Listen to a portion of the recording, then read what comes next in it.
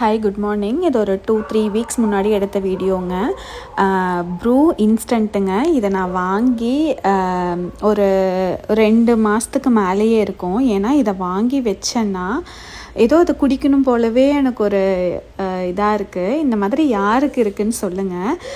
அதுவும் இல்லாமல் ஒரு நாளைக்கு ஒரு காஃபி தான் குடிப்பேன். அதுவே இந்த மாதிரி இன்ஸ்டன்ட் வாங்கி வச்சாதான் நான் அந்த காஃபியே குடிப்பேன். அந்த மாதிரி எனக்கு ஒரு மைண்ட் செட் ஆக ஆரம்பிச்சிருச்சு. அதனாலேயே நான் ஸ்டாப் பண்ணிவிட்டு அதை வாங்குறது.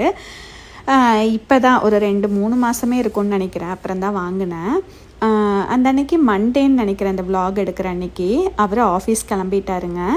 மத்தியானம் பசங்களை கூப்பிட்டு லைப்ரரி போகலாம், அங்கே நிறையா ப்ரோக்ராம்ஸ் எல்லாம் நடக்கும், சரின்னு கூப்பிட்டு போகலான்ட்டு மத்தியானம் எல்லாம் பசங்களுக்கு போட்டு ஊட்டி விட்டு தூங்க வச்சுட்டு டைப்பர் பேக் யூஸ்வலாகவே எடுத்துகிட்டு தான் போவேன். ஏன்னா அதில் ஒரு டைப்பரு, வைப்ஸ் இதெல்லாமே இருக்கும்.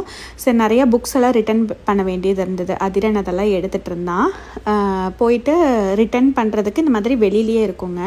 நம்ம போய் பட்டன் ப்ரெஸ் பண்ணி அது ஸ்டார்ட் கொடுத்தோம்னா நம்ம புக்ஸ் ஒவ்வொன்றா லைனாக உள்ளே போய்டும், அதுவே எடுத்துக்கும்.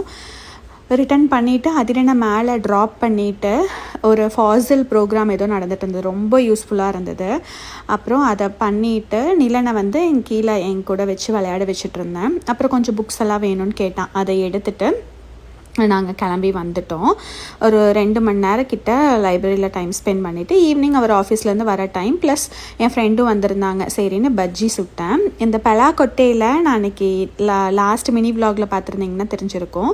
அதில் நான் இந்த மாதிரி கத்திரிக்காய் உருளைக்கிழங்கு பொரியல் கூட போட்டு செய்வேங்க, நல்லாயிருக்கும்.